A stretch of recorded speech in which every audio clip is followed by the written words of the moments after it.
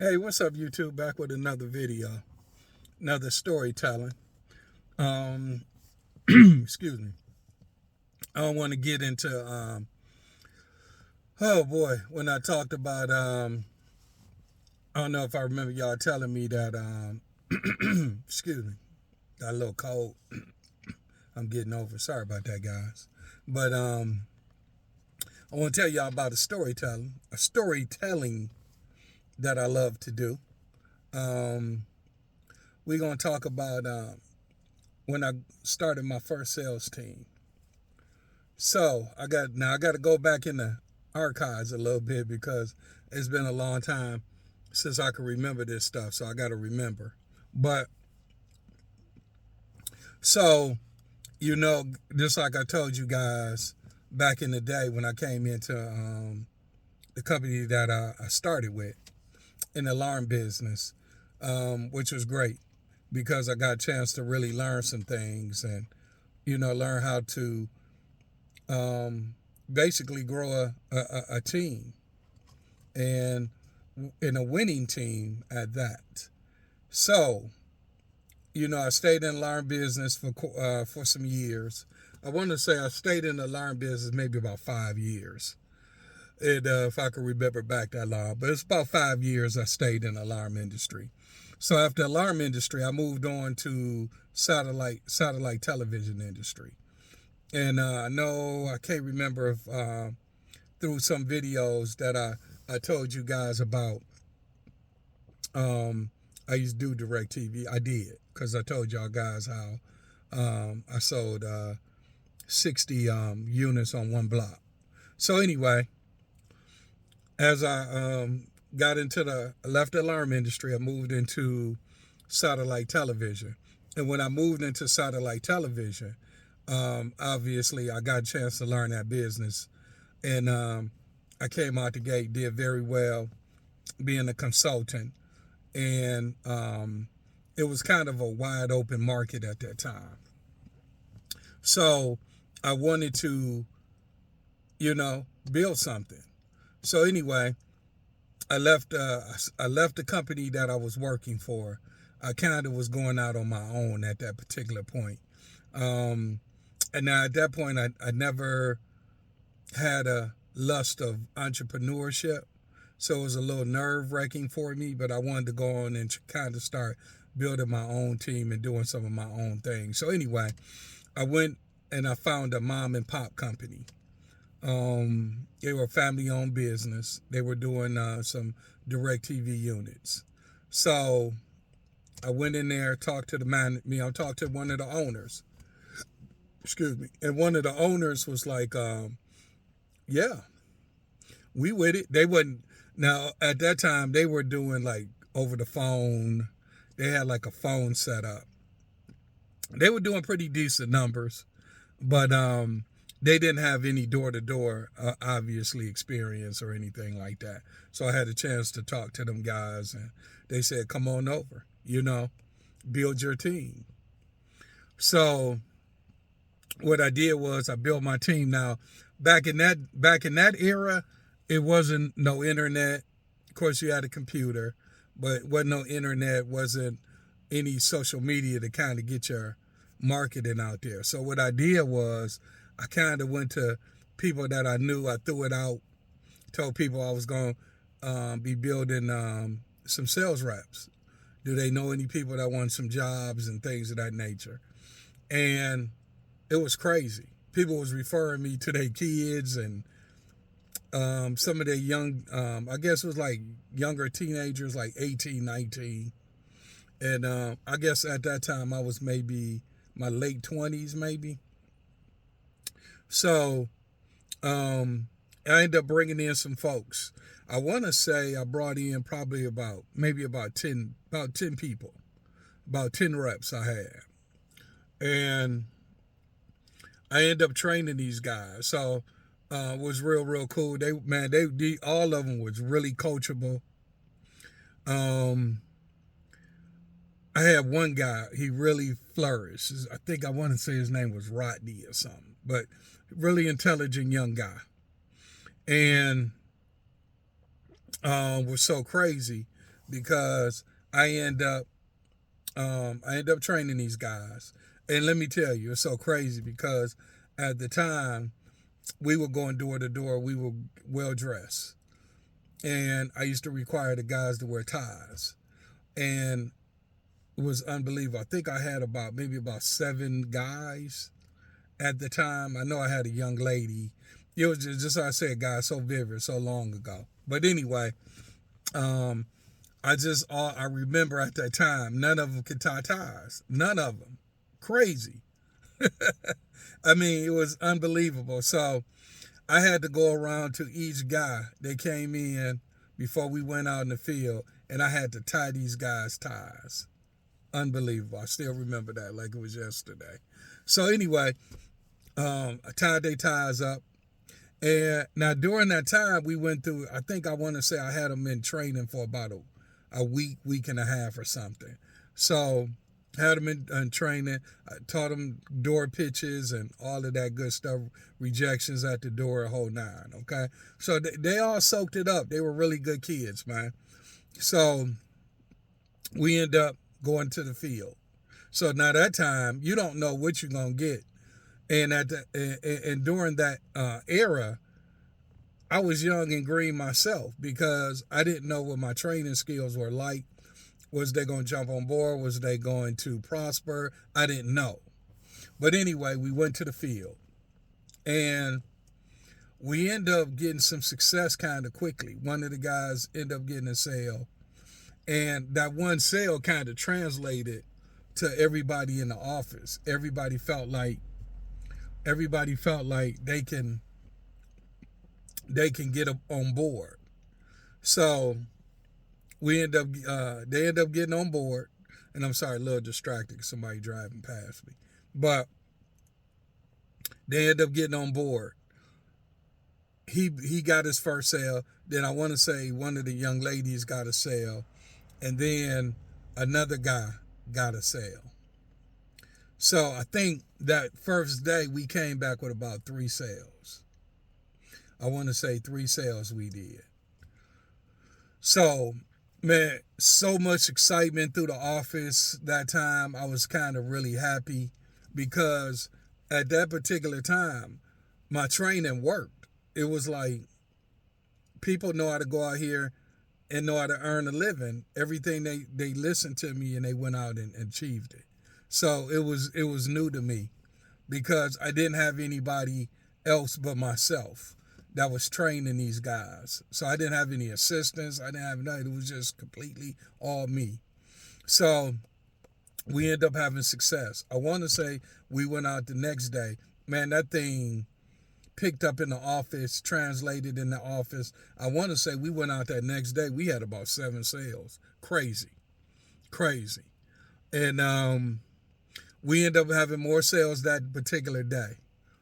And I want to say, let's kind of fast forward a little bit. I want to say after that whole month was done, and I can't remember if we started in the beginning or if we was in the middle. But anyway, I just know by the end of the month, we had 80 sales. I won't never forget that number. We had 80 sales door to door with about 10 people in the office. Man, I was ecstatic. I was feeling myself because at that point, I'm like, I'm a great coach. I'm a great trainer.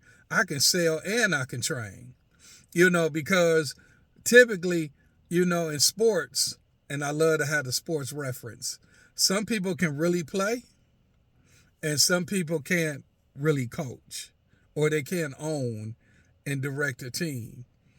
At that particular time, I was like, I can sell and I can coach.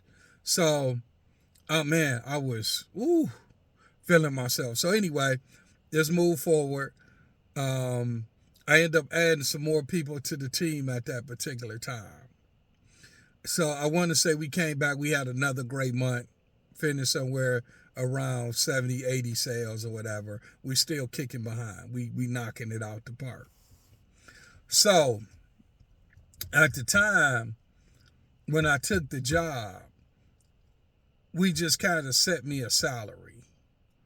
And I think the salary was like, they gave me a little bonus, but it wasn't nothing major. I think my salary at the time was like $500, some stupid number. You know what I'm saying? So it was like $500 a week, and then um, I want to say my bonuses probably came up to like 300 or something, like $1,000.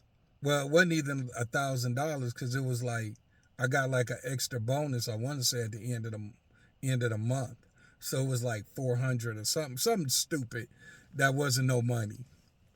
So I went back and negotiated. Now by that time, I started kind of knowing what the commissions was paid out a little bit in that industry, and I think by that back then, you sell a certain package unit, whatever. DirecTV can make up to like $800 a sale. So remember, I was getting $500 a week, and we were doing 80 sales a month. Man, I started calculating. I'm like, I need more money. I need 2,000 a week, at least, to show some faith. I know because I know what we were doing were unheard of.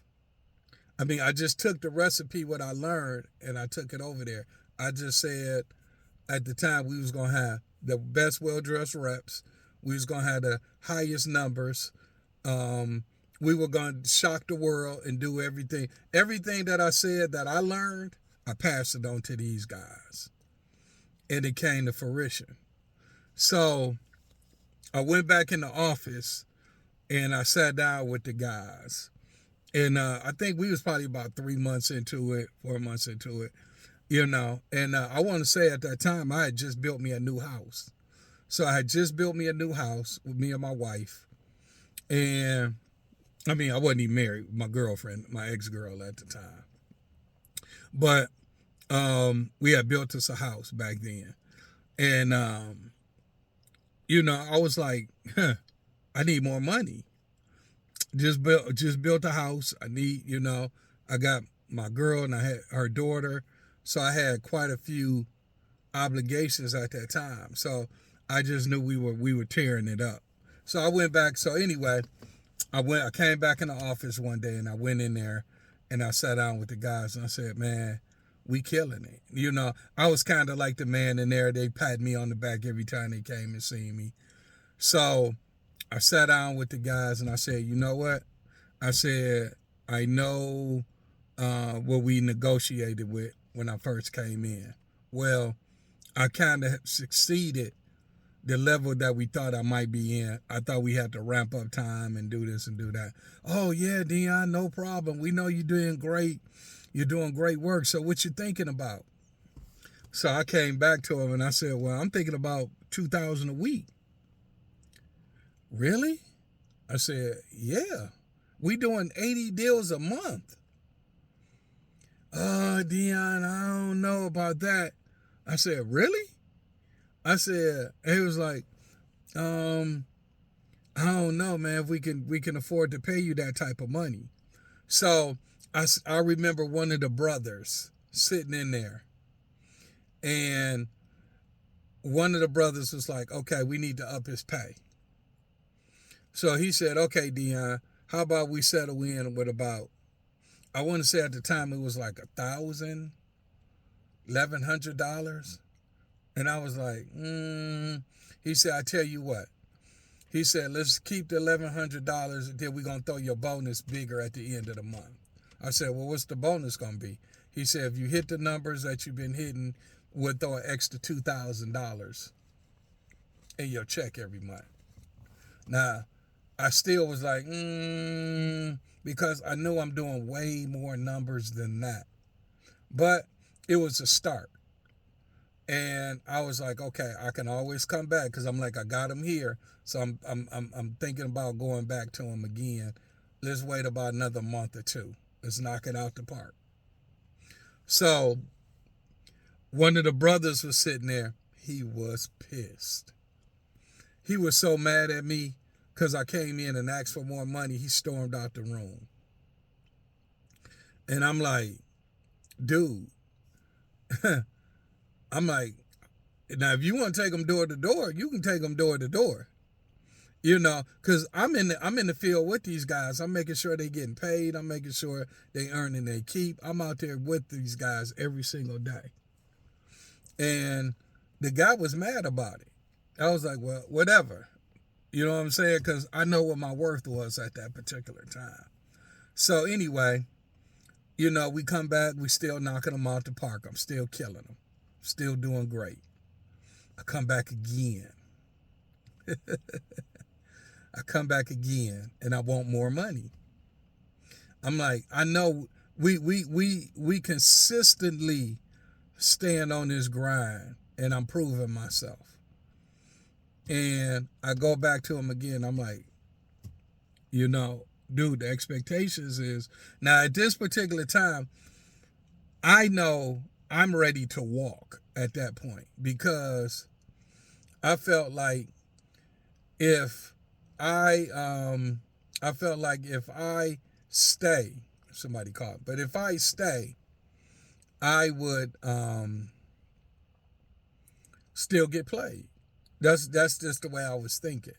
So I decided to go in with my chest out and do my thing. Now, at that particular time, I had a little assistant. The guy I brought in, his name was Rodney, the one I was telling y'all about. He was like my top sales guy. And I threw a lot of things off of him. Me and him was like, we became pretty good friends. And I would consult with him like, dude, they playing me. I need more money. We knocking it out the park, da-da-da-da-da-da. So he was like, yeah, no problem. No problem, Dion, you're right. You do. You can't. We're doing it. We're doing it. I said, I know we're doing it. So, you know, I'm consulting with him. So anyway, I go back in, ask for more money. And they told me no. I said, really? They said, no, we not. I said, okay. So at that point, I said, you know what? Don't say anything. I'm just going to shop my business around now. I'm going to take my reps. We're going to go to a new company. I'm going to see what I can get. So I pretty much came in the next day and I resigned. Because I know I can go out and find somebody else. And I called each of my reps. I said, you know what? I'm going to move around. I'm going to go talk to some other companies. And I'll be contacting you guys within some days. They said, okay. So I move around. I go out there. And I come back in to, I want to say, collect my last paycheck from them. And when I come back in, guess who's sitting down with them? And he's the new manager. Yeah, Rodney. Stabbed me in the back. He took all my information and passed it on to them. Yep, he did that. So they end up offering the reps more money because he told them I was coming for them. So they offered the guys more money. They took basically my commissions and gave them more money. So now the reps want to stay. I done moved on. So now I don't have a sales force and I'm out here now. So pretty much to my knowledge at that point, I know it's hard to maintain a certain sales level. And it really started with the leader. And I knew I was the leader. That's all I can go off of. And these guys stayed over there. I went in to another company, took my talents, and I told them, well, of course, what I did at the other company. They basically gave me the keys to the company, and I built it from scratch over there. Now I'll tell y'all about that on another video, but I did build that one as well. Had even bigger crew, even better crew. So anyway, I knew a matter of time that that was gonna fall apart because I knew I was the coach. I ran the program. I ran it, and I knew I had a talent and skill that they couldn't take away from me. And it's hard to get people moving and making money on a regular, consistently. So anyway, let's say that the company went belly up. I mean, far as at least in that division, the door-to-door team disappeared. It was gone. So I was smiling. I knew about it, but at that particular point, it wasn't something I cared about because all I did was I moved on to another company and I rebuilt it up from scratch like I did from that company because I knew how to do it at that point. It's like riding a bike. Once you make $1 million, you can make $1 million again. There's nothing. So I did the same. I took my same principles and just took it over to the other company as well. And then this is crazy. So once I got my crew up and everything, and Rodney ended up coming to the company I was at, and the company I was at, the install crew hired him. He was installing at that point. He wasn't a salesperson anymore. He was installing units now. And he came over, hey, Dion, what's going on? You know, act like nothing happened. Act like nothing happened. And I just knew right then and there, me and you won't talk no more like that on that level ever again in my life. So I kept it clean, kept it moving, and yes, I stayed at that company for a little while. And I'll tell y'all about that in the next story, which is cool. But anyway, just like I said, really cool. That was my building up my first sales team. Man, we had major success. I learned so many things about myself at that time. I knew I can lead. I didn't know I can lead a group of kids or a group of men or whatever it might be. And they were young men at the time. So, and young ladies. And I just knew at that time I had a talent and a skill just on that level. And built it up and kept it moving. That was my first career of success. Only thing was, just like they say, you sign a bad contract. I signed a bad contract. But I learned from that. I did. I learned from that at that particular time. But I couldn't see around the corner, obviously, what was coming. But, yeah, just like I said, it was great experience. Love telling y'all, just like I said, one of my stories in my past, me building up my first sales team and building it and growing it. And we had major success doing it. But guys, love talking to you guys. And it's like I said, throwing you gems about my life, about my door-to-door expertise and my skill level. And just like I said, how I got so successful doing door-to-door for 30 years. You don't stay in this game unless you've been successful at it. So, yeah, I've been blessed, man. I've been blessed. Wow. Okay, guys, talk to you guys later on, and I'll see you on another video. Talk to you. Bye.